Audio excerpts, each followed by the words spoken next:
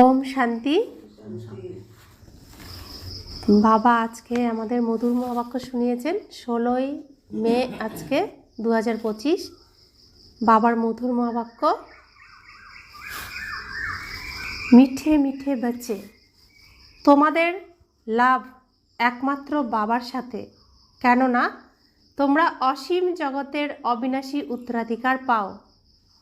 তোমরা ভালোবেসে বলো আমার বাবা। আমরা বলি আমার বাবা। দুনিয়া কি বলে? হে ভগবান, হে প্রভু, হে ঈশ্বর। আমরা কি বলি? বাবা, আমার বাবা। তো আজকের মূলের প্রশ্ন, কোনো দেহধারী মানুষের বাণীর তুলনায় বাবার সঙ্গে করা যায় না কেন?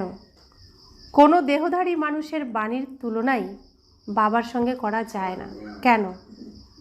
উত্তর, কেননা বাবার এক একটি বাণী হলো মহাবাক্য, রত্ন।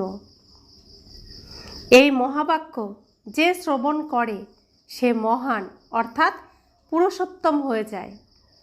বাবার মহাবাক্য সুন্দর ফুল বানিয়ে দেয়। মানুষের বাক্য তো মহাবাক্য নয়, এতে তো মানুষ আরও নিচে নেমে এসেছে। তো মানুষ যতই ধর্মকথা শুনিয়েছে, শাস্ত্র শুনিয়েছে, যে পথই দেখিয়েছে, সেই পথ কোথায় নিয়ে গেছে? আরও অন্ধকারে নিয়ে গেছে, আরও নিচে নামিয়ে নিয়ে গেছে, গভীর অন্ধকারে নিয়ে গেছে, যেখানে সবাই দিশেহারা হয়ে গেছে। আর বাবা একটা কথাতেই তিনি পুরো অন্ধকার দূর করে দিয়েছেন। তুমি আত্মা, আমি তোমার পিতা পরম আত্মা। তো সমস্ত অন্ধকার এক সেকেন্ডেই শেষ। তিনি প্রকাশ স্বরূপ, আমি আত্মাও প্রকাশ স্বরূপ, আমি আত্মার দীপ প্রজ্বলিত করে দিয়েছেন, আর সমস্ত অন্ধকার দূর হয়ে গেছে। তাহলে তার প্রত্যেকটি কথা কত মূল্যবান রত্ন। আজকের মূল্যের প্রথমে গীত বেজেছে, এই দুনিয়া বদলে যায় যাক, আমি কখনো বদলাবো না, আমি প্রতিজ্ঞা করলাম। বদল যায় দুনিয়া, না বদলেঙ্গে হাম তুমহারে কসম। তো দুনিয়ায় বদলে যায় যাক, আমি কখনোই বদলাবো না বাবা, আমি প্রতিজ্ঞা করলাম। ওম শান্তি। এই গানের প্রথম লাইনের কিছু অর্থ রয়েছে, বাকি সম্পূর্ণ গীত কোনো কাজের নয়। গীতাতে যেমন ভগবান উবাচ, মনমনা ভব, মধ্যাজি ভব, এই শব্দগুলো সঠিক। একে বলা হয় আটাতে যতটুকু নুন দেওয়া হয়, অর্থাৎ আটাতে যতটুকু নুন সেরকমই শাস্ত্রে ততটুকুই সত্য, আর বাকিটা গল্প, মন থেকে বানানো। এখন ভগবান কাকে বলা হয় তা তো বাচ্চারা খুব ভালোভাবেই জেনে গেছে। ভগবান শিব বাবাকে বলা হয়। শিব বাবা এসেই শিবালয় রচনা করেন। তিনি কোথায় আসেন? এই বেশ্যালয়ে, বিষের আলয়ে তিনি আসেন। তিনি নিজেই এসে বলেন, হে মিষ্টি মিষ্টি অতি প্রিয় হারানিধি আত্মারূপী বাচ্চারা, এ কথা তো আত্মারাই শোনে, তাই না? তো যারা যারা অমরপুরীতে যাবে, নিজেকে আত্মিক স্থিতিতে স্থিত করবে, তারাই নিজেকে আত্মা মনে করবে, আর বাকি সবাই দেহই মনে করবে নিজেকে, আর তারা অমরপুরীতে অমরলোকে আসতেও পারবে না। তো তিনি এসেছেন বিষের আলয়ে, যেখানে আমরা জ্বলে পুড়ে শেষ হয়ে যাচ্ছিলাম, সেখান থেকে উদ্ধার করতে। তো তিনি এসে বলছেন, আমি তোমার পিতা, তুমি আমার বাচ্চা, তুমি দেহ নও, তুমি আত্মা। আমরা তার একটা কথাতেই নিজের স্মৃতি ফিরে পেয়েছি, আর তাকে পিতা বলে স্বীকার করেছি, নিজেকে আত্মা নিশ্চয় করেছি, তাই তো? তো পরম পিতা, পরম আত্মা, আত্মারূপী পিতার কথা তার আত্মারূপী হারিয়ে যাওয়া সন্তানরাই শুনছে, তাই না? তোমরা জানো যে আমরা আত্মারা হলাম অবিনাশী, এই দেহ হলো বিনাশী। আমরা আত্মারা এখন পরমপিতা পরমাত্মার কাছ থেকে মহাবাক্য শ্রবণ করছি। মহাবাক্য হলো এক পরমপিতা পরমাত্মারই, যা আমাদের মহান পুরুষ অর্থাৎ পুরুষোত্তম বানায়। মহাবাক্য কে শোনাচ্ছেন? পরমপিতা পরমাত্মা। সমস্ত মহাবাক্য পরমপিতা পরমাত্মারই, যা আমাদের মহান পুরুষ বানাচ্ছে, অর্থাৎ সমস্ত আত্মার মধ্যে শ্রেষ্ঠ আত্মা বানাচ্ছে, অর্থাৎ পুরুষোত্তম বানাচ্ছেন। বাকি যেসব মহাত্মা, গুরু ইত্যাদি আছে, তাদের বাক্যকে মহাবাক্য বলা যাবে না। প্রথমত তারা নিজেদের কোনো বাক্য শোনান না, শাস্ত্রে যা বর্ণিত আছে সেই তুলনায় তার মনের ভাবনাকে আমাদের সামনে তুলে ধরেন, প্রকাশ করেন। তো সেই বাক্যের দ্বারা আমাদের জীবনে উন্নতি হয়েছে? কোনো পরিবর্তন হয়েছে? আমরা আরও গভীর অন্ধকারে চলে গেছি। কিন্তু যখন সত্য পিতা এসেছেন, তখন আমরা কোথায় এসেছি? অন্ধকারের থেকে মুক্ত হয়ে আলোতে এসেছি, প্রকাশে এসেছি, জ্ঞান পেয়ে গেছি না? শিবহোম যে বলা হয় তাও সঠিক শব্দ নয়। তোমরা এখন বাবার কাছ থেকে মহাবাক্য শ্রবণ করে ফুলে পরিণত হও। কাঁটা আর ফুলের মধ্যে কত তফাৎ! আমরা যখন কাঁটা ছিলাম, সবাইকে অশান্তিতে ফেলতাম, দুঃখ দিয়ে দিতাম, কষ্ট দিয়ে দিতাম, অপমান করতাম। আর যখন আমরা ফুলে পরিণত হচ্ছি, তখন আমরা কি করছি? নিজে শান্ত হচ্ছি, অন্যকে শান্তি দেওয়ার চেষ্টা করছি। নিজে সুখী হচ্ছি, অন্যকে সুখ দেওয়ার চেষ্টা করছি। কেউ অপমান করলে তাকেও স্নেহ ভালোবাসা দেওয়ার চেষ্টা করছি। কে শেখাচ্ছেন? কে শেখাচ্ছেন? শিব বাবা শেখাচ্ছেন না? কাঁটা থেকে ফুলে পরিণত করছেন। তো এখনও যারা এই সংস্কারের বশে আগের আচরণ করবে, সে কাঁটাই থেকে গেল, ফুল তো আর হলো না। তো আমাদেরকে ফুলের মতো হতে হবে। বাবা আমাদেরকে ফুল বানাচ্ছেন। বাচ্চারা, তোমরা এখন জানো যে আমাদের কোনো মানুষ শোনায় না। এসব কথা কে শোনাচ্ছেন? স্বয়ং ভগবান, আমার পিতা, কোনো মানুষ নন তিনি। এনার উপরে শিব বাবা বিরাজমান আছেন। কার উপর? ব্রহ্মা বাবার উপর। যাতে ভুল না করি, এই দেহকে যাতে না দেখি, এই বাবার মধ্যে শিব বাবা রয়েছেন, তিনি আমাদেরকে শোনাচ্ছেন। ইনিও আত্মা, কিন্তু ওনাকে বলা হয় পরম আত্মা। ব্রহ্মা বাবাও আত্মা, কিন্তু পরম আত্মা একজনকেই বলা হয়, শুধু শিব বাবাকে। কেন বলা হয় পরমাত্মা? সর্বোচ্চ স্থানে থাকেন। পরম কথার অর্থ হলো সর্বোচ্চ স্থান, আর পরম কথার অর্থ হলো সব থেকে আপন। তো শিব বাবার মতন উচ্চ স্থানে কেউ থাকে না, শিব বাবার মতন আপনও কেউ হয় না। তাই তিনি পরম আত্মা। সেই স্থানে কেউ পৌঁছাতে পারেনি, কেউ পৌঁছাতে পারবে না, দ্বিতীয় কেউ সেই স্থানে যেতে পারে না। তাই ওপরওয়ালা একজনই। তাই বলা হয় অখণ্ড মঙ্গলাকারম, কারণ তাকে খণ্ডন করা যায় না। তিনি সদা মঙ্গলকারী, তার রচনা সর্বত্র ব্যাপৃত। পতিত আত্মারা এখন বলছে, হে পরম আত্মা, তুমি এসো, তুমি এসে আমাদের পবিত্র করো। তিনি হলেনই পরম পিতা, পরম বানান যিনি। তোমরা পুরুষোত্তম অর্থাৎ সব পুরুষের থেকে উত্তম পুরুষ হও। তারা হলো দেবতা। তো তিনি হলেন পরম আত্মা, তিনি পরম বানাচ্ছেন, অর্থাৎ আমাদেরকেও উঁচু থেকে উঁচু বানাচ্ছেন, সর্বশ্রেষ্ঠ বানাচ্ছেন, তাই না? তিনি যেমন উচ্চ স্থানে থাকেন, তার মহাবাক্য, তার শিক্ষা সবই উচ্চ, তো আমাদেরকেও সবার থেকে উচ্চ বানিয়ে দিচ্ছেন তিনি। চিন্তা ভাবনা সব কিছু কি তিনি উচ্চ বানাচ্ছেন, শ্রেষ্ঠ বানাচ্ছেন। তাই আমরা সমস্ত আত্মার মধ্যে থেকে উত্তম হচ্ছি। তো সর্বশ্রেষ্ঠ উত্তম পুরুষকে শ্রীকৃষ্ণ, যাকে পুরুষোত্তম বলা হয়। কেন বলা হয়? তিনি ব্রহ্মারূপে শিব বাবার কাছে সমস্ত শিক্ষা তিনি গ্রহণ করে নাম্বার 1 হয়েছেন, তাই জন্য তাকে পুরুষোত্তম বলা হয়। আর আমরাও ব্রহ্মা বাবাকে অনুসরণ করে আমরাও উত্তম পুরুষ হচ্ছি, শিক্ষা গ্রহণ করছি না? তাহলে আমার শরীরের কদম কোথায় পড়বে? ব্রহ্মা বাবার কদমে। আত্মার স্মরণ কোথায় থাকবে? শিব বাবা। দেখব শিব বাবাকে, পা ফেলবো ব্রহ্মা বাবার কদমে। তো বাবা বলছেন তারা হলো দেবতা। পরমপিতা শব্দটি অত্যন্ত মিষ্টি, সর্বব্যাপী বলে দিলে সেই মিষ্টি ভাব আসে না। তো সর্বব্যাপী অর্থাৎ যেখানে সেখানে পড়ে আছে। আর তিনি থাকেন কোথায়? সর্বোচ্চ স্থানে, যেখানে কেউ পৌঁছাতে পারে না। তাকে আমরা কোথায় এনে ফেলেছি?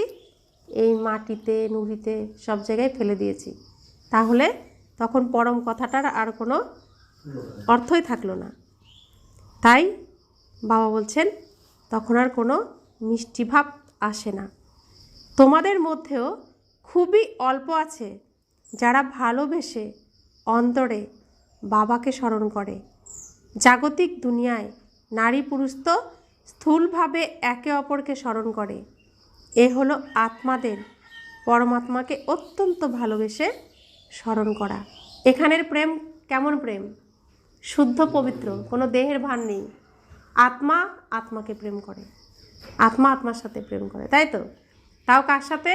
স্বয়ং ভগবান আত্মা, পরম আত্মাকে আমরা আত্মারূপী সীতারা আর আত্মারূপী রামকে ভালোবাসি, স্মরণ করি। ভক্তিমার্গে এত ভালোবেসে পূজা করতে পারে না, এই প্রেম সেখানে থাকে না। এই যে আমাদের শুদ্ধ পবিত্র প্রেম, যখন ভক্তি করতাম তখন কি ছিল? এই প্রেম সেখানে থাকে না। আর আমরা এই প্রেম পাই বলেই এই অন্তিম সময়ে আমরা কারোর কোনো প্রেম ভালোবাসায় সন্তুষ্ট হই না। এই সত্য প্রেমের খোঁজে থাকি আমরা। তারা বাবাকে জানেই না, তাহলে এই প্রেম কিভাবে হবে? যখন ভক্ত ছিলাম তখন তো বাবাকে জানতাম না, তো এই প্রেম কেউ শেখায়ও নি, আর এই প্রেম আমরা জানতামও না, তাই এই প্রেম করতামও না। বাচ্চারা, এখন তোমাদের বাবার প্রতি অত্যন্ত ভালোবাসা রয়েছে। আত্মা বলে আমার বাবা। আত্মারা তো ভাই ভাই, তাই না? প্রত্যেক ভাই বলে বাবা আমাকে তার নিজের পরিচয় দিয়েছেন। প্রত্যেকে আমরা কি বলি? বাবা নিজে পরিচয় দিয়েছেন না আমাদেরকে। ওই ভালোবাসাকে কিন্তু ভালোবাসা বলা যাবে না। কোন ভালোবাসাকে? দেহের ভালোবাসাকে ভালোবাসা বলা যাবে না, কারণ বস্ত্র বস্ত্রকে ভালোবাসে। সেটা কি সত্য হলো? যার থেকে কিছু প্রাপ্তি হয় তার প্রতি ভালোবাসা থাকে। বাবার প্রতি বাচ্চাদের ভালোবাসা থাকে, কারণ বাবার থেকে অবিনাশী উত্তরাধিকার পাওয়া যায়। তো বাবাকে যে আমরা ভক্ত হিসেবেও ততটাই ভালোবাসতাম, তার প্রমাণ কি?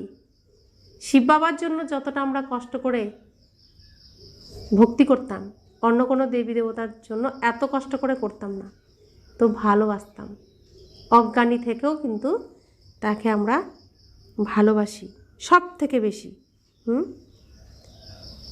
আর এখন আমরা জ্ঞান প্রাপ্ত করার পরে তো এই ভালোবাসার কোনো তুলনাই হয় না, কারণ জানি সব কিছু বাবার কাছ থেকেই পাবো। যা বাবার তা আমার, আর বাবা তিনি উজাড় করে দিয়ে দিচ্ছেন সব কিছু, তাই না? কাউকে কম বেশি কি দিচ্ছেন? তিনি তার সমস্ত ভাণ্ডার খুলে দিয়েছেন, তুমি যত পারো নিয়ে নাও। তো তাই কেউ কাউকে আমরা দোষও দিতে পারবো না যে তোমাকে বেশি দিয়েছে কেন, আমাকে কম দিয়েছে কেন। তাই বাবা বলছেন যত অবিনাশী উত্তরাধিকারের প্রাপ্তি বাচ্চাদের ততই বেশি প্রেম থাকবে। বাবার কাছে যদি কিছুই সম্পদ না থাকে, ঠাকুরদাদার কাছে যদি থাকে, তাহলে তখন বাবার প্রতি এত ভালোবাসা থাকবে না। তখন আবার ঠাকুরদাদার প্রতি ভালোবাসা এসে যাবে। তখন মনে করবে এর থেকে অর্থ পাব। এখন ইনি হলেন অসীম জগতের পিতা। বাচ্চারা, তোমরা জানো যে বাবা আমাদের পড়ান, এ তো খুবই খুশির কথা। ভগবান হলেন আমাদের বাবা। যে রচয়িতা বাবাকে কেউই জানে না, আর তিনি হলেন আমাদের বাবা, আমরা তার কোলে বসে রয়েছি। তার সাথে চলি, তার সাথে উঠি, তার সাথে খাই, তার সাথে ঘুমাই। তো বাবা বলছেন সেই বাবাকে তো কেউ জানে না। আর এই না জানার কারণে সেই সব মানুষ নিজেদের বাবা বলে দেয়। ভগবানকে না জানার কারণে নিজেদেরকে বাবা বলে দেয়। কি বলে? আমার মধ্যেই পরমাত্মা আছে। তো আমি বাবা হয়ে গেলাম না? তো প্রত্যেকের মধ্যে পরমাত্মা থাকলে প্রত্যেকেই তো বাবা হয়ে গেল। বাবা হলো তো। প্রত্যেকের মধ্যে পরমাত্মা থাকলে পরমাত্মা আমাদের পিতা। তো প্রত্যেকের মধ্যেই পরমাত্মা আছে, তাহলে প্রত্যেকেই কি হয়ে গেল? বাবা হয়ে গেল। বাচ্চাদের যেমন তোমরা জিজ্ঞাসা করো তোমার বাবা কে, ছোট বাচ্চাদের জিজ্ঞাসা করি না যে বাচ্চাদের তোমরা জিজ্ঞেস করো তোমার বাবা কে, অবশেষে হয়তো বলে দেয় আমি, আমার মধ্যেই পরমাত্মা আছে। তোমরা এখন জানো যে ওই সব বাবাদেরও অবশ্যই বাবা আছে। তো নতুন কোনো বাচ্চা আসলে আমরা যখন জিজ্ঞেস করি তোমার বাবা কে, মানে পরমাত্মা কে, তখন কি বলে দেয়? আমার মধ্যেই পরমাত্মা আছে, তোমার মধ্যেও পরমাত্মা আছে, বলে দেয় না? তো বাবা বলছেন ওই বাচ্চাদের অবশ্যই বাবা আছে। আমরা এখন যে অসীম জগতের পিতাকে পেয়েছি তার কোনো বাবা নেই। তা আমরা প্রত্যেকের দেহধারী আসি, প্রত্যেকের বাবা আছে, শরীরের পিতা আছে, কিন্তু শিব বাবার কোনো শরীরধারী পিতা আছে? নেই। তার কোনো বাবা নেই। ইনি হলেন উঁচুর থেকেও উঁচু সর্বোচ্চ বাবা বাচ্চাদের অন্তরে। তাই খুশি থাকা উচিত। আমার সত্য পিতার কাছে আমি এসে গেছি, তার ছত্রছায়ায় আমি এসে গেছি, আমি সুরক্ষিত, আমি নিশ্চিন্ত। তো খুশি থাকা উচিত না? জাগতিক যাত্রায় যখন যায় তখন এত খুশি থাকবে না, কেননা সেখানে প্রাপ্তি কিছুই নেই। জাগতিক যাত্রায় কে যায়? শরীর যায় পায়ের দ্বারা। তো সেখানে প্রাপ্তি কিছু হয়? কিছুই হয় না। সেখানে কেবল দর্শন করতে যায়।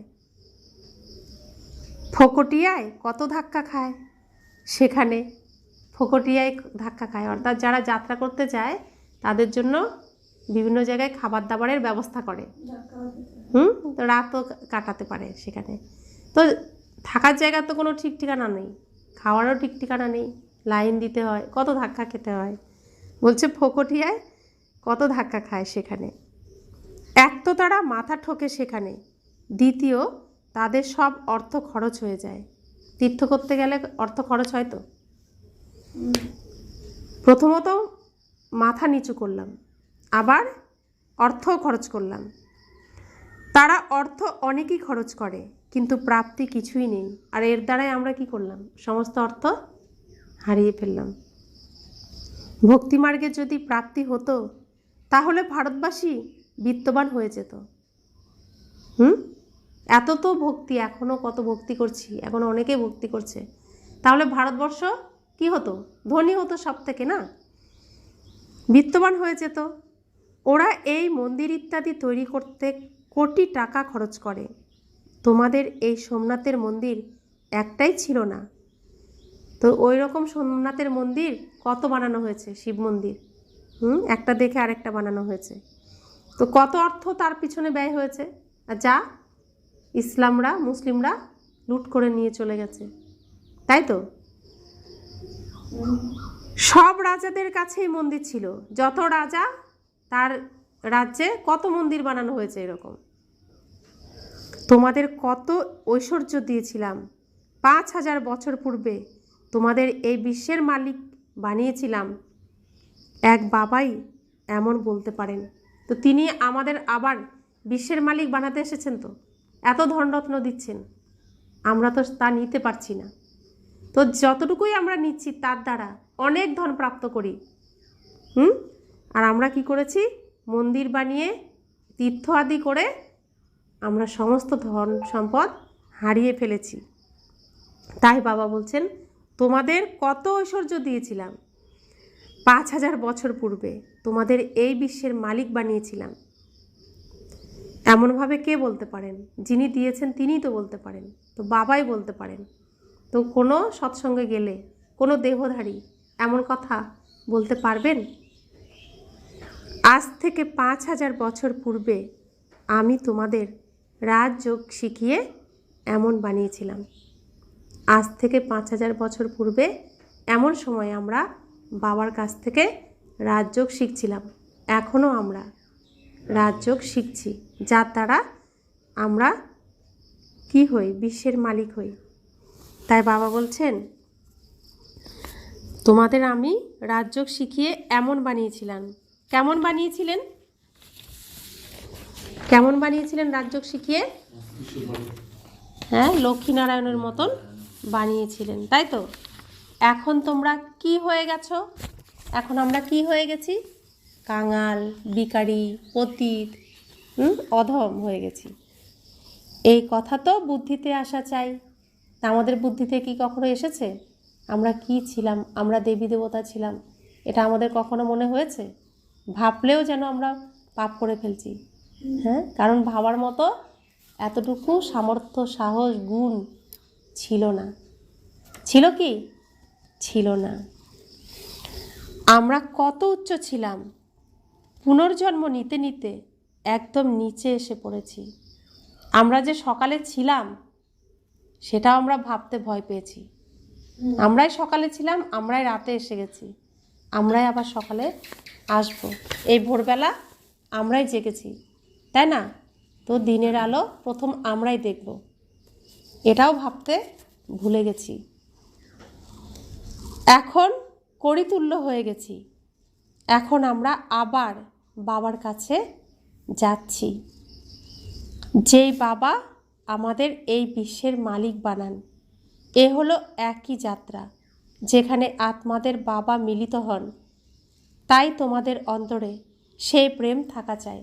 এখানে আমরা কার সাথে মিলতে এসেছি? পরম আত্মা শিব বাবার কাছে। কে মিলতে এসেছে? আমি আত্মা এসেছি। দেহ নিয়ে আমরা এখানে আসি না। দেহ কে নিয়ে নিয়েছে? ব্রহ্মা বাবার কাছে আমরা দেহ দিয়ে দিয়েছি। আমরা এখন শিব বাবার সন্তান, পরম আত্মার সন্তান। আত্মা, শুধু আত্মা। আমরা প্রত্যেকে সবসময় স্মরণে রাখবো, আমরা আত্মা। আমাদের বস্ত্র নেই, আমাদের বস্ত্র এখন মৃত। তো এটা হচ্ছে কি? মরজীবা জীবন, মরেও বেঁচে আছি, অর্থাৎ শরীর মরা, তার মধ্যে আমি চৈতন্য আত্মা, জীবিত আত্মা। তো আত্মা জীবিত রয়েছি, আর শরীর মরে গেছে। আর শরীরের উপর আমরা শুদ্ধ বস্ত্র নিজেই দিয়ে দিয়েছি। তো বাবা বলছেন এখন তাই অন্তরে সেই প্রেম থাকা চাই, শুদ্ধ পবিত্র, সেই খাঁটি, শুদ্ধ পবিত্র স্বচ্ছ প্রেম, যেখানে কোনো নোংরা নেই। তো যে প্রেম, রাধাকৃষ্ণর প্রেম দেখাতে গিয়ে দেহধারীরা কলঙ্ক বানিয়ে দিয়েছে, তো এটাই সেই প্রেম, শুদ্ধ পবিত্র প্রেম। বাচ্চারা, তোমরা যখন এখানে আসো তখন তোমাদের বুদ্ধিতে থাকা চাই যে আমরা সেই বাবার কাছে যাই, যার কাছ থেকে আমরা আবার এই বিশ্বের বাদশাহী পাই। ওই বাবা আমাদের শিক্ষা দেন, বাচ্চারা দৈবিগুণ ধারণ করো। সর্বশক্তিমান পতিত পাবন আমি তোমাদের বাবা, তোমরা আমাকে স্মরণ করো। সর্বশক্তিমান পতিত পাবন আমি তোমাদের বাবা, তোমরা আমাকে স্মরণ করো। তো এতদিন পর্যন্ত কোনো ধর্মশাস্ত্রে, ধর্মকথায় আমরা এমন কথা শুনেছি? কেউ কখনো বলতে পেরেছে? শুধুমাত্র বাবাই এমন কথা বলতে পারেন। আমি কল্পে কল্পে এসে তোমাদের বলি যে তোমরা মা মেকম স্মরণ করো, তাহলে তোমাদের বিকর্ম বিনাশ হবে। কল্পে কল্পেটাকে দেহধারীরা কি করেছে? ওই গীতায় যুগে যুগে লিখে দিয়েছে, অর্থাৎ একটা লাস্ট যুগ শেষ হচ্ছে আর ফার্স্ট যুগ শুরু হচ্ছে, তার মাঝখানে তিনি আসেন। অর্থাৎ কল্পে কল্পে, এক কল্প শেষ আরেক কল্প শুরু হবে, তার মাঝখানে তিনি আসেন। মানে একটা দিন শেষ আরেকটা দিন শুরু হয়, তো তার মাঝখানে মিলন সময় কোনটা? ভোরবেলা। ঠিক সেই রকম সৃষ্টির ভোরবেলায় বাবা আসেন। তো বাবা বলছেন, আমি কল্পে কল্পে এসে তোমাদের বলি যে তোমরা মা মেকম স্মরণ করো, তাহলে তোমাদের বিকর্ম বিনাশ হবে। তোমাদের মনে এই কথা আশা চাই যে আমরা অসীম জগতের পিতার কাছে এসেছি। বাবা বলেন, আমি হলাম গুপ্ত। তোমরা মনে করো আমরা শিব বাবার কাছে যাই, ব্রহ্মা দাদার কাছে যাই, যে কম্বাইন্ড আমরা তার সঙ্গে মিলিত হতে যাই, যার দ্বারা আমরা এই বিশ্বের মালিক হই। তোমাদের অন্তরে কত অপার খুশি হওয়া উচিত। মধুবনে আসার জন্য যখন বাড়ি থেকে বের হও, তখন অন্তরে খুশিতে গদগদ হওয়া চাই। বাবা আমাদের পড়ানোর জন্য এসেছেন, তিনি আমাদের দৈবিগুণ ধারণ করার যুক্তি বলে দেন।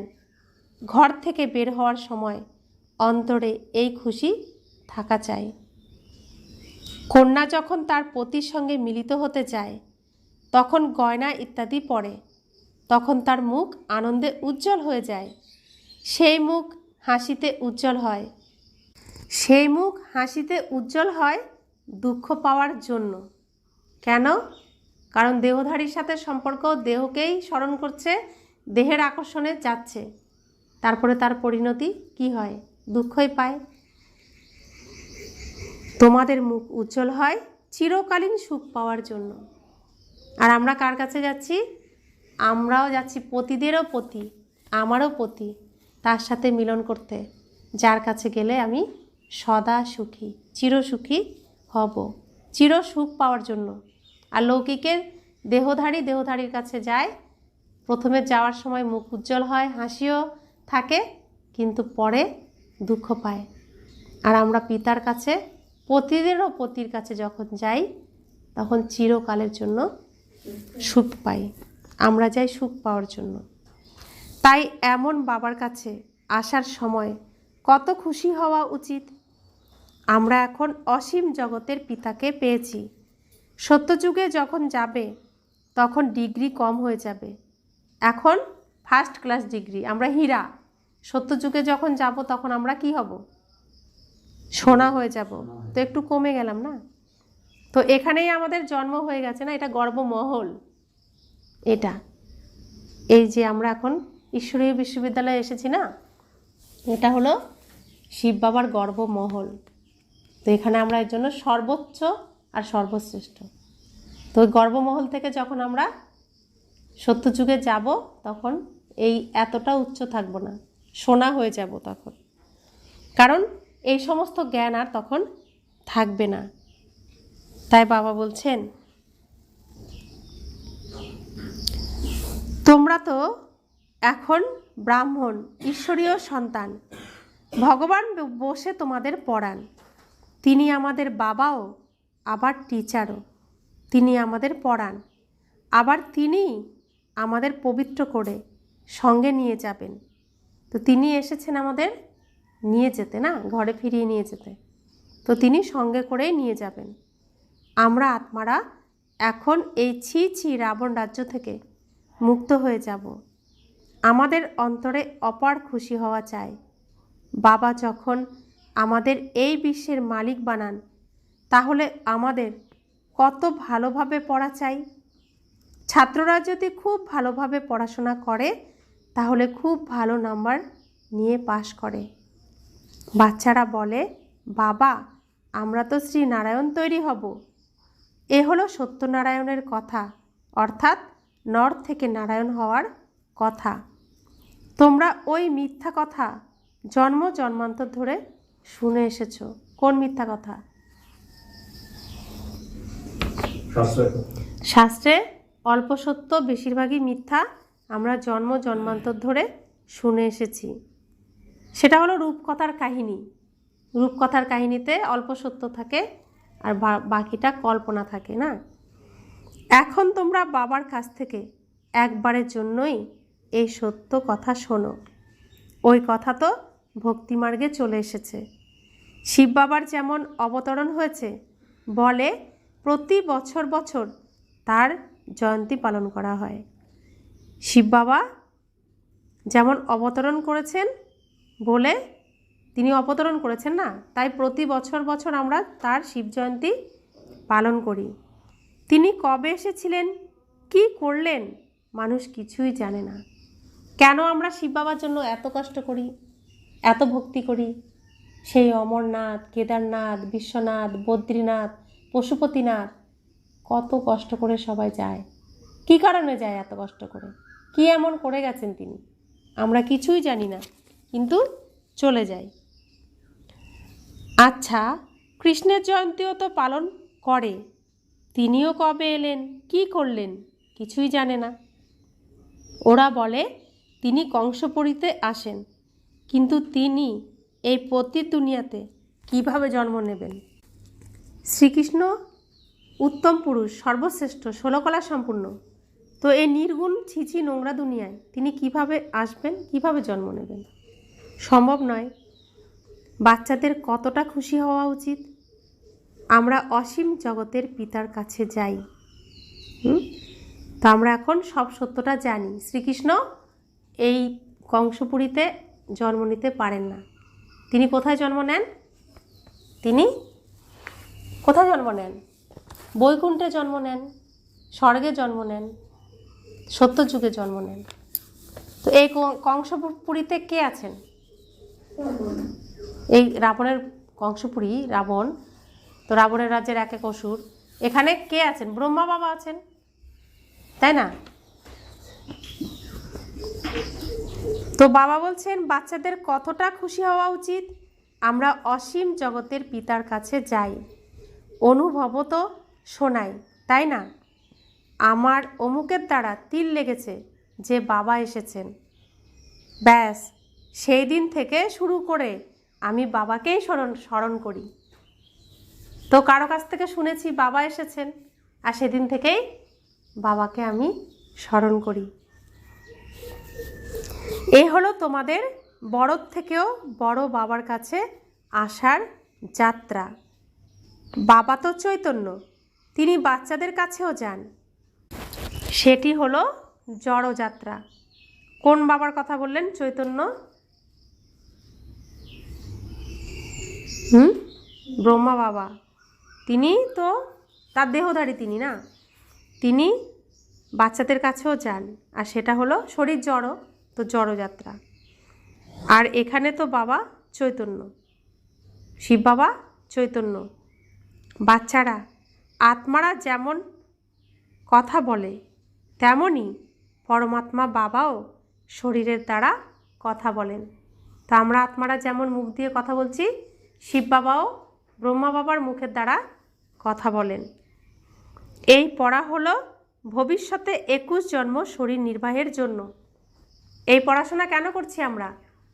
ভবিষ্যতে 21 জন্ম সত্যযুগ ত্রেতা যুগের দিনে শরীর নির্বাহের জন্য। সে হলো কেবল এক জন্মের জন্য, আর লৌকিক দুনিয়ার পড়া এক জন্মের জন্য।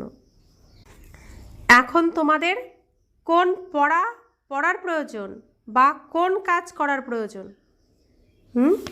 এখন কোন পড়ার প্রয়োজন, কোন কাজ করার প্রয়োজন? বাবা বলেন যে তোমরা দুই করো। সন্ন্যাসীদের মতো তোমাদের বাড়িঘর ত্যাগ করে জঙ্গলে যেতে হবে না।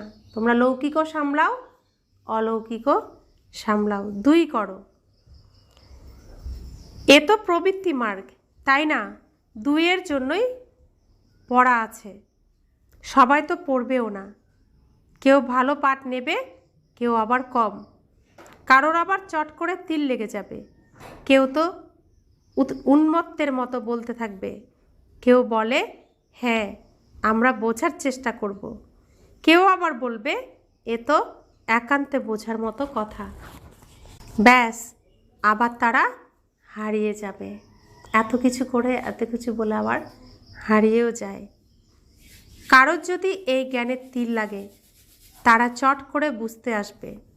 কেউ আবার বলবে আমাদের তো সময় নেই, তাহলে মনে করবে তীর লাগেই নি, দেখো, বাবার এই জ্ঞানের তীর বিদ্ধ হয়েছিল, তাই চট করে ছেড়ে দিয়েছিলেন, তাই না? কার কথা বললেন? ব্রহ্মা বাবা। তার তীর লেগেছিল বলে তিনি 1 সেকেন্ডে কিছু না ভেবে পরমাত্মার কাছে নিজেকে সমর্পণ করে দিয়েছিলেন, সব ছেড়ে দিয়েছিলেন। তো বাবা বলছেন তিনি মনে করেছিলেন বাদশাহী পাবো, এর সামনে এসবের কি মূল্য রয়েছে। তিনি বাদশাহী পাবেন, হীরাতুল্য জীবন পাবেন, সমস্ত ধন সম্পদ পাবেন। তো এখনকার হীরাকে তিনি কাঁচের মতো অনুভব করলেন, তাই কোনো মূল্যই তার কাছে থাকলো না, তিনি সব ত্যাগ করলেন। আমাকে তো বাবার থেকে রাজত্ব পেতে হবে।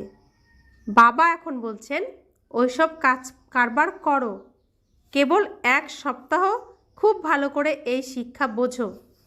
গৃহস্থ জীবনকেও রক্ষা করতে হবে, রচনার লালন পালনও করতে হবে। বাবা বলছেন খুব মন দিয়ে 1 সপ্তাহ ভালো করে এই জ্ঞানকে বোঝো, এই শিক্ষাকে বোঝো, অর্থাৎ 7 ডেজ কোর্স যেটা আমরা করি সেটাকে খুব ভালো করে বোঝো।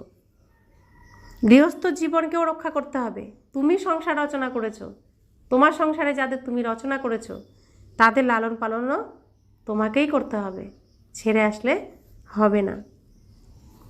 ওরা তো রচনা করে, স্ত্রী সন্তান, তারপর পালিয়ে যায়। কারা? সন্ন্যাসীরা। বাবা বলেন যে তোমরা যখন রচনা করেছো তখন তার সুরক্ষা করো। রচনা তোমরা করেছো, তো সুরক্ষা তোমাদেরই করতে হবে। আর যারা এর মধ্যে যায়নি তারা কত সৌভাগ্যবান, আর যারা গেছে, তো এই রচনার জন্যই তো বাবার পুরো পড়া নিতে বাধা আসে না। তাই বাবা বলছেন মনে করো স্ত্রী বা সন্তান তোমার কথা শোনে তো সুপুত্র, আর যদি না শোনে তো কুপুত্র। কে সুপুত্র আর কে কুপুত্র সে তো জানতে পারা যায়, তাই না? তো বাবার এখানেও বাবার বাচ্চা কে সুপুত্র কে কুপুত্র তা জানা যায়। বাবা বলেন যে তোমরা যদি শ্রীমতে চলো তাহলে শ্রেষ্ঠ হতে পারবে, না হলে অবিনাশী উত্তরাধিকার পাবে না। না হলে তো অবিনাশী উত্তরাধিকার পাবে না। তোমরা পবিত্র হয়ে সুপুত্র হয়ে নাম উজ্জ্বল করো। তীর বিদ্ধ হলে তখনই বলবে এখনই তো আমরা প্রকৃত উপার্জন করব। বাবা এসেছেন আমাদের শিবালয়ে নিয়ে যেতে, তাই সেই শিবালয়ে যাওয়ার জন্য উপযুক্ত হতে হবে। এখানে অনেক পরিশ্রম আছে। তোমরা বলো এখন শিব বাবাকে স্মরণ করো, কেননা মৃত্যু সামনে উপস্থিত। কে বলতে পারবে যে আমি এখানে চিরকাল থাকবো, যাব না, মৃত্যু নেই আমার, আমি এখানেই থাকবো, বাবাটা আমার দরকার নেই, চেনারও দরকার নেই, বাড়িঘর জানারও দরকার নেই, আমি কোথাও যাব না, এখানেই থাকবো? কে গ্যারান্টি দেবে? তাহলে যদি যেতেই হবে, কোথায় যেতে হবে সেই ঠিকানা জানতে হবে না? কার কাছে যেতে হবে ঠিকানা জানতে হবে না? কার কাছ থেকে আমি এসেছি, কোথা থেকে এসেছি ঠিকানা জানতে হবে না? অন্ধের মতো চোখ বন্ধ করে রাখলে সত্যটাকে কি আমরা খণ্ডন করতে পারবো? নাকি আমাকে সত্যের সম্মুখীন হতেই হবে, যেতে একদিন এখান থেকে হবে? কোনটা? যেতে হবে তো। তো কোথায় যাব সে ঠিকানা আমার অন্তত জানা উচিত। আর যেখানে আমি যাব তার কাছে আমি মাথা নিচু করে যাব না উঁচু করে যাব? তো যার কাছ থেকে এসেছি তার মান তো আমাকে রাখতে হবে। কি জবাব দেব গিয়ে? জবাব দেওয়ার জন্য তো কিছু তো কর্ম আমাকে করে যেতে হবে। তার শিক্ষা, তার দীক্ষা, তার আচরণ কিছু তো আমাকে এখানে প্রকাশ করে যেতে হবে, তাই না? তো জানতাম না, তিনি এসে বোঝাচ্ছেন যে কি করতে এসেছিলে, কি করেছো, কি হতেছিলে, তোমরা কে, কি হয়ে গেছো। তাহলে আমার মান তোমরা নষ্ট করেছো। এখন কিছু তো প্রমাণ দাও যে তোমরা আমার সন্তান, তোমরা অনেক শ্রেষ্ঠ, মহান। তাই বাবা বলছেন কল্যাণ তো ওদেরও করতে হবে, তাই না? বলো এখন তোমরা স্মরণ করো, তাহলে বিকর্ম বিনাশ হবে। বাচ্চারা, তোমাদের দায়িত্ব হলো বাবার ঘর আর শ্বশুর ঘরের উদ্ধার করা। যেহেতু তোমাদের সেখানে ডাকা হয়, তো তোমাদেরও দায়িত্ব হলো তাদের কল্যাণ করা। তোমাদের দয়ালু হওয়া উচিত। তোমাদের পতিত তমপ্রধান মানুষকে শতপ্রধান হওয়ার পথ বলে দিতে হবে। তোমরা জানো যে প্রতিটি জিনিসই অবশ্যই নতুন থেকে পুরানো হয়। নরকে তো সবাই পতিত আত্মা, তাই তো তারা গঙ্গা স্নান করে পবিত্র হতে যায়। তো এই নরকে, কলিযুগরূপী নরকে সবাই পতিত আত্মা, তাই প্রত্যেকে তারা গঙ্গা স্নান করে পবিত্র হতে যায়। প্রথমে তো বোঝো আমরা পতিত, তাই পবিত্র হতে হবে। বাবা আত্মাদের বলেন, তোমরা যদি আমাকে স্মরণ করো তাহলে তোমাদের পাপ নষ্ট হয়ে যাবে। গঙ্গায় আমি গেলাম, স্নান কে করলো? দেহ করলো, দেহ পরিষ্কার হলো, কিন্তু আত্মা তো পরিষ্কার হলো না। আত্মাকে পরিষ্কার করার জন্য জ্ঞান গঙ্গার প্রয়োজন, আর বাবা সেই জ্ঞান গঙ্গার দ্বারা আমাদের সমস্ত নোংরা পরিষ্কার করছেন। তাই বলছেন আমাকে স্মরণ করো। তার দিকে যত তাকাবো, স্মরণ করব, তার আলো তত আসতে থাকবে। আমি আত্মার মধ্যে যে কালো, যে অন্ধকার ছিল, সেটা দূর হতে থাকবে। সাধু সন্ত ইত্যাদি যারাই বলে, সবাইকে এই খবর দিয়ে দাও যে বাবা বলেন তোমরা আমাকে স্মরণ করো। এই যোগ অগ্নির দ্বারা অথবা স্মরণের যাত্রায় তোমাদের খাদ দূর হয়ে যাবে। তোমরা পবিত্র হয়ে আমার কাছে চলে আসবে। আমি তোমাদের সকলকে সঙ্গে করে নিয়ে যাব। বিছে যেমন চলতে থাকে, কোথাও নরম জিনিস দেখলেই কামড়ে দেয়। পাথরকে কামড়ে দিয়ে কি করবে? তোমরাও বাবার পরিচয় দাও। বাবা এও বুঝিয়েছেন, আমার ভক্ত কোথায় থাকে? শিবের মন্দিরে, কৃষ্ণের মন্দিরে, লক্ষ্মীনারায়ণের মন্দিরে। ভক্ত তো আমার ভক্তি করতে থাকে, তারাও তো আমার সন্তান, তাই না? আমার থেকে রাজ্যভাগ্য নিয়েছিল, এখন পূজ্য থেকে পূজারী হয়ে গেছে। ওরা তো দেবতাদের ভক্ত, তাই না? 1 নম্বর হলো শিবের অব্যভিচারী ভক্তি। এরপর নামতে নামতে এখন তো ভূত পুজো করতে শুরু করেছে। শিবের পূজারীদের বোঝাতে সহজ হবে। তো আমরা ভূত পুজো করি কিভাবে? ভূত পুজো করি কিভাবে?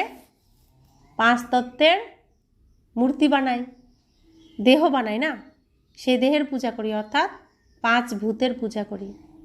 তাই বলছে তোমরা নামতে নামতে এখন ভূত পূজাও শুরু করে দিয়েছ। এই সমস্ত আত্মাদের বাবা হলেন শিব বাবা। তিনি স্বর্গের উত্তরাধিকার দেন। বাবা এখন বলছেন তোমরা আমাকে স্মরণ করো, তাহলেই তোমাদের বিকর্ম বিনাশ হবে। আমি তোমাদের এই খবর জানাই। বাবা এখন বলেন, পতিত পাবন জ্ঞানের সাগর হলাম আমি এখন তোমাদের জ্ঞানও শোনাচ্ছি, পবিত্র হওয়ার জন্য তোমাদের যোগও শেখাচ্ছি। ব্রহ্মতনের দ্বারা আমি তোমাদের এই খবর দিচ্ছি যে তোমরা আমাকে স্মরণ করো, তোমাদের 84 জন্মকে স্মরণ করো। তোমরা ভক্তদের পাবে মন্দিরে আর পাবে কুম্ভ মেলায়।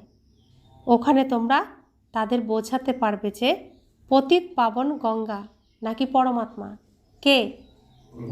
পতিত পাবন গঙ্গা নাকি পরমাত্মা কে?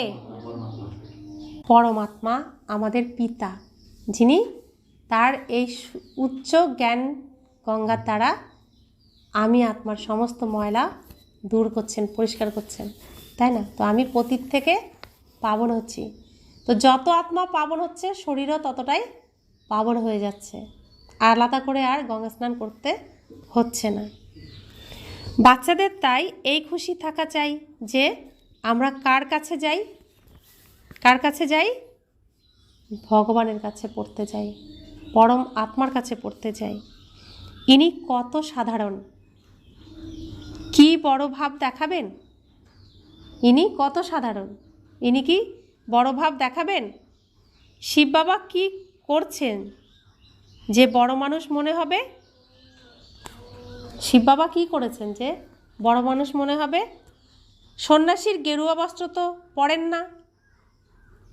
বাবা বলেন যে আমি তো সাধারণ মানুষের শরীর আশ্রয় করি, তোমরাই রায় দাও যে আমি কি করব, এই রথের কি শৃঙ্গার করব। ওরা হুসেনের ঘোড়া বের করে তাকে শৃঙ্গার করায়। কারা? মুসলিমরা, ইসলামরা হুসেনের ঘোড়া বের করে তাকে শৃঙ্গার করায়।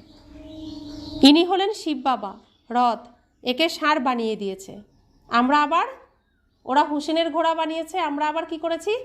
ষাঁড় বানিয়ে দিয়েছি। মন্দিরে, শিব মন্দিরে দুটো ষাঁড় বসিয়ে দিয়েছে।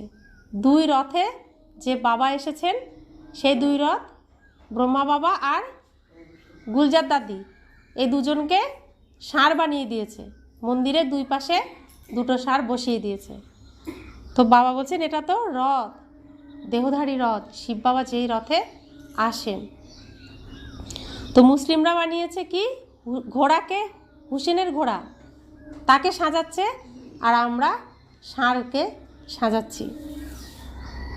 ষাঁড়ের মাথায় গোল গোল শিবের চিত্র দেখানো হয়। এখন শিব বাবা ষাঁড়ের মধ্যে কোথা থেকে আসবেন? মন্দিরে তাহলে ষাঁড় কেন রাখে? শঙ্করের বাহন বলা হয়। সূক্ষ্ম বতনে কি শঙ্করের বাহন থাকে?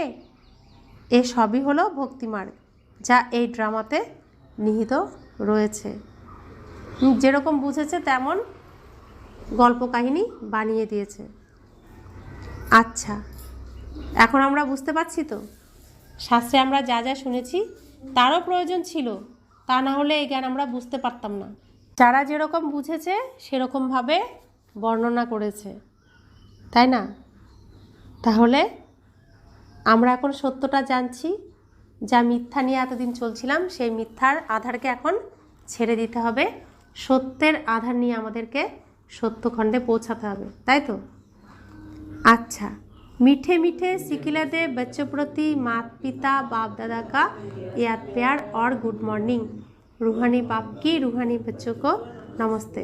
हम रूहानी बच्चों की रूहानी माता पिता बाप दादा को याद प्यार गुड मॉर्निंग और नमस्ते नमस्ते नमस्ते। शुक्रिया बाबा, शुक्रिया बाबा, शुक्रिया। ধারণার জন্য মুখ্য সার। নিজের কাছে প্রতিজ্ঞা করতে হবে যে আমরা এখন প্রকৃত উপার্জন করে নিজেকে শিবালয়ে যাওয়ার উপযুক্ত করব, সুপুত্র হয়ে শ্রীমতে চলে বাবার নাম উজ্জ্বল করব। তাহলে আমি কি একা করব? আমি যাদের সাথে অভিনয় করছি তাদেরকেও তো এই উপার্জন শেখাবো, তাই না? দ্বিতীয় ধারণা, দয়ালু হয়ে তমপ্রধান মানুষদের শতপ্রধান বানাতে হবে, সকলের কল্যাণ করতে হবে। মৃত্যুর পূর্বে সবাইকে বাবার কথা স্মরণ করিয়ে দিতে হবে। এখন সবার মরণকাল, মৃত্যুকাল, তো হরিকে এখন চেনাতে হবে যে দুঃখ হরণ করতে এসেছেন। তো মরণকালে হরির নাম নিতে হয়, তাই এখন সবাইকে মৃত্যুর পূর্বে বাবার কথা স্মরণ করিয়ে দিতে হবে। তাই প্রত্যেকের কাছে আমাদের বাবার পরিচয় দিতে যেতে হবে, স্মরণ করাতে যাচ্ছি আমরা। যে করবে করবে, যে করবে না সে তো তার ভাগ্য, কিন্তু আমার কর্তব্য সবাইকে স্মরণ করিয়ে দেওয়া। বরদান, প্রত্যেক মনুষ্য আত্মাকে নিজের 3 কালের দর্শন করানো দিব্য দর্শন ভব। তোমরা বাচ্চারা এখন এমন দিব্য দর্পণ হও যে দর্পণ দ্বারা প্রত্যেক মনুষ্য আত্মা নিজের 3 কালের দর্শন করতে পারে। তারা যেন স্পষ্ট দেখতে পায় যে তারা কি ছিল, এখন কি আছে, আর ভবিষ্যতে কি হবে। যখন জানবে অর্থাৎ অনুভব করবে বা দেখবে যে অনেক জন্মের পিপাসা বা অনেক জন্মের আশা মুক্তিতে যাওয়ার বা স্বর্গে যাওয়ার এখন পূর্ণ হবে।